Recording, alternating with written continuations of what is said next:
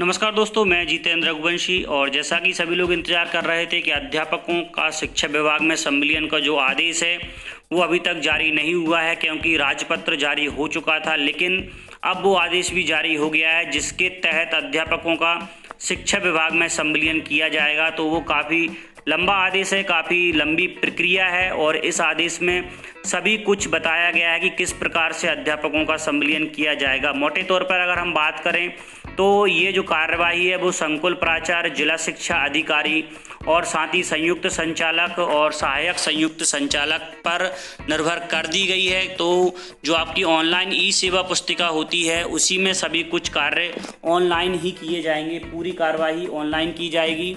यहाँ पर सर्वप्रथम हम देखें तो जो आपके संकुल प्राचार्य हों उनको आपकी सबसे पहले सेवा पुस्तिका अपडेट कराना होगी पूरी तरीके से। साथ में आपके डॉक्यूमेंट्स का वेरिफिकेशन किया जाएगा, जहां पर कैंप लगाकर आपको बुलाया जाएगा और उन कैंपों में आपके जो डॉक्यूमेंट्स हैं उन डॉक्यूमेंट्स को संकुल पर उपलब्ध डॉक्यूमेंट से वेरीफाई किया जाएगा। इसके बाद जो सूची तैयार होगी उसे जिला शिक्षा अधिकारी को भेजा जाएगा, और जिला शिक्षा अधिकारी के पास जो डॉक्यूमेंट्स हैं वो उन डॉक्यूमेंट्स को दोबारा क्रॉस वेरीफाई करेंगे।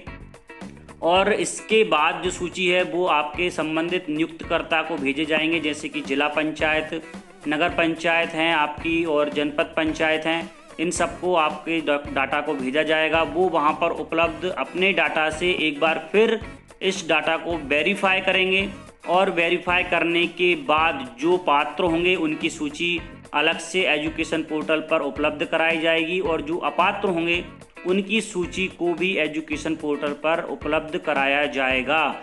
इसके बाद जो सूची पात्र लोग अध्यापक होंगे उनकी सूची को जो वरिष्ठ अध्यापक हैं उनकी सूची को संचालक, जो अध्यापक हैं सहायक संचालक, और साथ ही जो प्राथमिक मतलब सहायक अध्यापक हैं प्राथमिक शिक्षक, उनकी सूची जो है वो जिला शिक्षा अधिकारी के माध्यम से उनके आदेशों को अलग अलग जनरेट किया जाएगा।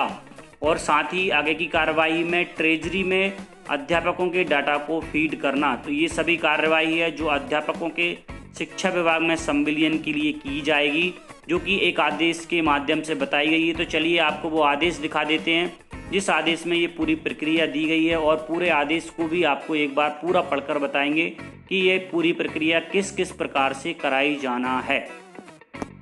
तो दोस्तों ये है वो आदेश जिसकी डेट है 10/8/2018। इसका मतलब आज ही का ये आदेश है, और ये एजुकेशन पोर्टल पर भी डल चुका है। इसका विषय है मध्य प्रदेश राज्य स्कूल शिक्षा सेवा शर्तें एवं भर्ती नियम 2018 के अंतर्गत अध्यापक संवर्ग की शिक्षा विभाग में नियुक्ति किए जाने संबंधी कार्यवाही के संबंध में। चूँकि ये यहाँ पर जो प्रतीक दी गई है वो राज्य सूचना एवं विज्ञान अधिकारी, राज्य सूचना केंद्र विंध्याचल भवन, मध्य प्रदेश भोपाल को दी गई है। इसका मतलब जो NIC है, नेशनल इन्फॉर्मेशन सेंटर, उन्हीं को ये प्रति दी गई है, और उनके द्वारा जो कार्यवाही किए जाने हैं उसकी के संबंध में यहाँ पर स्टेप्स दी गई हैं। तो आगे लिखा हुआ है विषयांतर्गत मध्य प्रदेश राज्य स्कूल शिक्षा सेवा शर्तें एवं भर्ती नियम 2018 प्रकाशित किए गए हैं। नियमों में उल्लेखित प्रावधान के अनुसार अध्यापक संवर्ग की शिक्षा विभाग में नियुक्ति की कार्यवाही की जाना है। यह एक महत्वपूर्ण एवं समय सीमा का कार्य है। अध्यापक संवर्ग के व्यक्ति का सत्यापन, संबंधित की प्रोफाइल अपडेट करना, दावा आपत्ति प्राप्त करना एवं नियुक्ति आदेश जारी करना आदि समस्त कार्यवाही एजुकेशन पोर्टल के माध्यम से कराने का निर्णय लिया गया है। उक्त कार्य में NIC की अत्यंत महत्वपूर्ण भूमिका होगी। विस्तृत विवरण निम्नानुसार है। तो यहाँ पर कुछ स्टेप्स दी गई हैं जो NIC के माध्यम से संचालित होंगी। सबसे पहला है सेवा अभिलेखों के सत्यापन की प्रक्रिया। तो ये जो कार्य है वो संकुल प्राचार्यों द्वारा किया जाएगा। नंबर 1, सर्वप्रथम गत माह तक ई सेवा पुस्तिका में अपडेशन के लिए जो रिक्वेस्ट प्राप्त हुई हैं उसको सिस्टम में ही अपडेट किया जाना है। सबसे बड़ी संख्या में प्रान नंबर, आधार नंबर, मोबाइल नंबर, ईमेल, शैक्षणिक योग्यता आदि अपडेट हो जाएंगे। अध्यापक संवर्ग अंतर्गत नियुक्त सहायक अध्यापक, वरिष्ठ अध्यापक, सहायक अध्यापक प्रयोगशाला, सहायक अध्यापक व्यायाम शिक्षक एवं सहायक अध्यापक गायन वादन के सेवा अभिलेखों का सत्यापन एजुकेशन पोर्टल के माध्यम से किया जाएगा। एजुकेशन पोर्टल के पेरोल प्रणाली में दर्ज जानकारी को परिशिष्ट 1 अनुसार एकजाई संकलित सूची को जिला शिक्षा अधिकारी, आहरण संवितरण अधिकारी एवं संकुल प्राचार्य को उनके लॉगिन में डाउनलोड करने हेतु उपलब्ध कराया जाएगा। यह जानकारी संबंधित अध्यापक भी अपने लॉगिन में देख सकेंगे। उपरोक्त सूची में ऐसे सभी अध्यापक सम्मिलित होंगे जिनका विगत 1 अप्रैल 2017 से 30 जून 2018 के मध्य कम से कम 9 माह का वेतन जनरेट और भुगतान किया गया हो। संकुल प्राचार्य द्वारा सूची के साथ साथ प्रत्येक व्यक्ति का एक व्यक्तिगत प्रपत्र भी PDF में डाउनलोड किया जाएगा, जिसमें उपलब्ध जानकारी भरी हुई आएगी और जो जानकारी HRMIS में नहीं होगी वह कॉलम रिक्त होगा।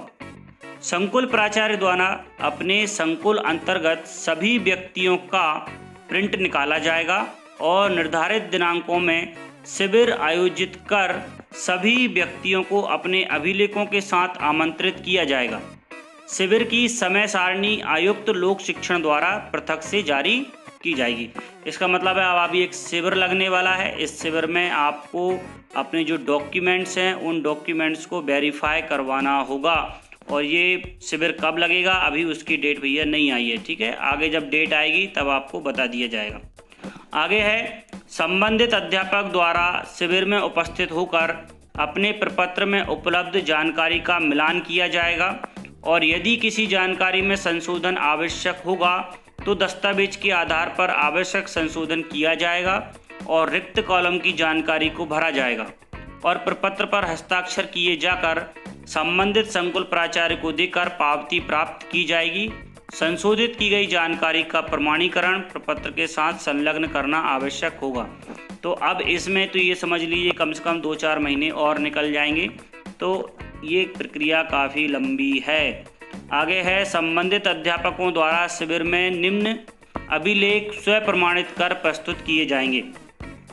सबसे पहला है प्रथम नियुक्ति का आदेश, अध्यापक संवर्ग में संविलियन का आदेश, जन्म तिथि के प्रमाण पत्र हेतु हाई स्कूल के अंक सूची, शैक्षणिक योग्यता के प्रमाण पत्र, व्यावसायिक योग्यता के प्रमाण पत्र, अतिरिक्त योग्यता, राष्ट्रीय या राज्य स्तर का पुरस्कार, स्व घोषणा पत्र जो परिशिष्ट 2 में दिया गया है, विकल्प पत्र, भर्ती नियम 2018 मतलब राजपत्र में जो विकल्प पत्र दिया गया था। इसके बाद है अध्यापक संवर्ग के व्यक्ति द्वारा प्रपत्र में भरी गई जानकारी का मिलान संकुल प्राचार्य द्वारा संबंधित की सेवा पुस्तिका एवं अभिलेखों से किया जाएगा। तत्पश्चात पोर्टल पर अपने यूजर पासवर्ड के माध्यम से जानकारी को अद्यतन किया जाएगा। सभी फील्ड की जानकारी भरना एवं उपरोक्त दस्तावेजों को अपलोड करना अनिवार्य होगा। अद्यतन करने के बाद संकुल प्राचार्य द्वारा अपडेटेड सूची का प्रिंट निकालकर उसके प्रत्येक पृष्ठ पर हस्ताक्षर किए जाएंगे और अध्यापक बार प्राप्त अभिलेखों को प्रमाणित कर व्यक्तिगत फाइल्स जिला शिक्षा अधिकारी को प्रस्तुत की जाएगी। इसके बाद है सत्यापन की प्रक्रिया जो जिला शिक्षा अधिकारी द्वारा की जाएगी। जिला शिक्षा अधिकारी द्वारा एजुकेशन पोर्टल से संकुल प्राचार्य द्वारा अद्यतन की गई सूची का प्रिंट निकाला जाएगा और संकुल प्राचार्य द्वारा प्रदत्त की गई व्यक्तिगत प्रमाणित जानकारी से क्रॉस चेक किया जाएगा।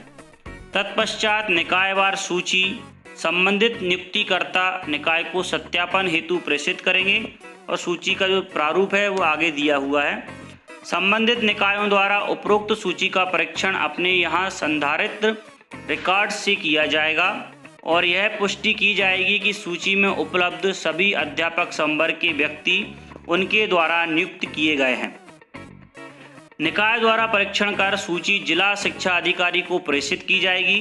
जिला शिक्षा अधिकारी द्वारा मुख्य कार्यपालन अधिकारी की अध्यक्षता में गठित समिति की बैठक आहूत की जाएगी और निकाय से प्राप्त सूची पर नियुक्ति हेतु पात्र, अपात्र अथवा लंबित रखने हेतु निर्णय कराया जाएगा और समिति के सभी सदस्यों के हस्ताक्षर कराकर प्रमाणित सूची सुरक्षित रखी जाएगी। इसके बाद है प्रमाणित सूची अनुसार पात्र अपात्र लंबित की जानकारी की प्रविष्टि पोर्टल पर जिला शिक्षा अधिकारी द्वारा की जाएगी। अपात्र और लंबित होने की स्थिति में उसका कारण कंडिका 3.1 के अनुसार निम्नानुसार आवश्यक रूप से अंकित कराया जाएगा। इसके कुछ पॉइंट है। अनाधिकृत अनुपस्थित होने से, निलंबन होने से, दंड की अवधि प्रभावशील रहने से, आपराधिक प्रकरण दर्ज होने से, विभागीय जांच लंबित होने से, न्यायालय में चालान पेश होने से या कोई अन्य कारण। इसके बाद है अमान्य किए गए प्रकरणों की सूची पृथक से भी कारण सहित पोर्टल पर उपलब्ध कराई जाएगी। यह सूची प्राविधिक सूची होगी। आगे है जिला शिक्षा अधिकारी द्वारा उपरोक्त अद्यतन प्राविधिक सूची का प्रिंट निकालकर जिला स्तरीय समिति के समक्ष प्रस्तुत किया जाएगा, जिस पर समिति द्वारा हस्ताक्षर कर कार्यालयीन सूचना पटल पर चस्पा किया जाएगा और पोर्टल पर PDF में अपलोड किया जाएगा। सूची का प्रारूप संलग्न है। अपलोड की जानकारी की रिपोर्ट संलग्न प्रारूप 2 के अनुसार पब्लिक डोमेन पर उपलब्ध होगी, ताकि समय सीमा में कार्यवाही पूर्ण कराई जा सके। इसके बाद है प्राविधिक सूची पर दावा आपत्ति प्राप्त करना एवं विनिश्चय करना। दावा आपत्ति एजुकेशन पोर्टल के माध्यम से ही लिए जाएंगे, जिसका प्रारूप संलग्न किया गया है। संबंधित अध्यापक अपने यूजर ID पासवर्ड के माध्यम से आपत्ति दर्ज कराएंगे। तदुपरांत जिला स्तरीय समिति द्वारा उनका विनिश्चय किया जाएगा। यदि किसी की आपत्ति मान्य की जाती है तो जिला शिक्षा अधिकारी को उसकी जानकारी को पुनः एडिट करने का अधिकार पोर्टल पर दिया जाएगा। इस प्रकार सूची को अंतिम रूप दिया जाकर फाइनल सूची तैयार होगी। अंतिम सूची का प्रिंटआउट निर्धारित प्रारूप पर पदवार, निकायवार QR के साथ जनरेट किया जाएगा और पोर्टल पर पब्लिक डोमेन में प्रदर्शित किया होगा। अपलोड की जानकारी की रिपोर्ट संलग्न प्रारूप 2 के अनुसार पब्लिक डोमेन पर उपलब्ध होगी, ताकि समय सीमा में कार्यवाही पूर्ण कराई जा सके। इसके बाद है उपरोक्त सूची में से अध्यापक की सूची जिला शिक्षा अधिकारी द्वारा संयुक्त संचालक को एवं वरिष्ठ अध्यापक की संचालनालय को प्रेषित फॉरवर्ड की जाएगी। इसके बाद आदेश जनरेट होंगे। आयुक्त लोक शिक्षण द्वारा वरिष्ठ अध्यापक, उच्च माध्यमिक शिक्षक, संयुक्त संचालक के लॉगिन में अध्यापक, माध्यमिक शिक्षक एवं जिला शिक्षा अधिकारी के लॉगिन में सहायक अध्यापक, प्राथमिक शिक्षक की सूची एजुकेशन पोर्टल पर प्रदर्शित होगी, जिसके माध्यम से संबंधितों के आदेश निर्धारित प्रारूप पर QR कोड के साथ जनरेट होंगे। आदेश जनरेट किए जाने की रिपोर्ट संलग्न है। इसके अनुसार पब्लिक डोमेन पर उपलब्ध होगी, ताकि समय सीमा में कार्यवाही पूर्ण कराई जा सके। इसके बाद आगे की प्रक्रिया है ट्रेजरी के फॉर्मेट में प्रविष्टि कराना।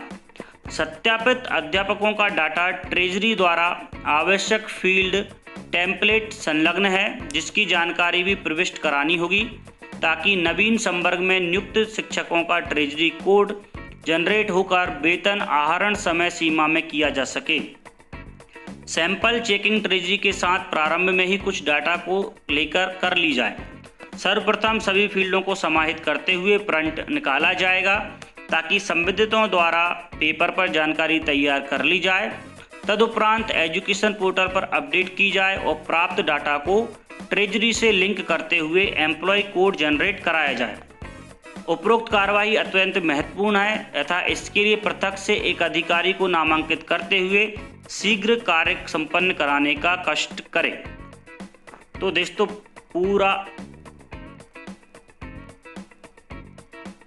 पूरा आदेश मैंने आपको पढ़कर बता दिया है। और इस आदेश को पढ़ने के बाद एक बात समझ में आती है कि अब ये जो प्रक्रिया है वो काफ़ी ज़्यादा जटिल हो गई है, क्योंकि इसमें काफ़ी ज़्यादा स्टेप्स हैं। पहले संकुल प्राचार्य के द्वारा कुछ कार्य किए जाएंगे, जहां पर कैंप लगाया जाएगा, डाटा का प्रमाणीकरण किया जाएगा।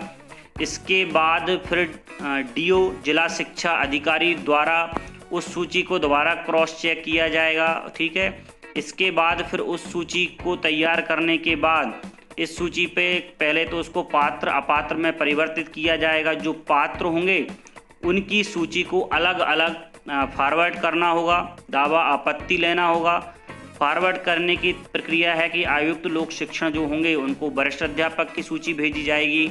संयुक्त संचालक को अध्यापक की और जिला शिक्षा अधिकारी के पास सहायक अध्यापक की सूची होगी और इन्हीं सूचियों के आधार पर उनके आदेशों को जनरेट किया जाएगा।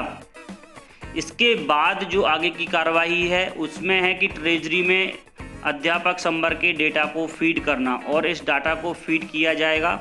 इसके बाद ही अध्यापकों का संविलियन संपूर्ण रूप से शिक्षा विभाग में माना जाएगा।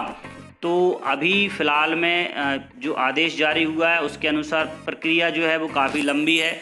आगे आप देख सकते हैं इनके फॉर्मेट भी इसमें संलग्न है, पीछे किस प्रकार के फॉर्मेट हैं।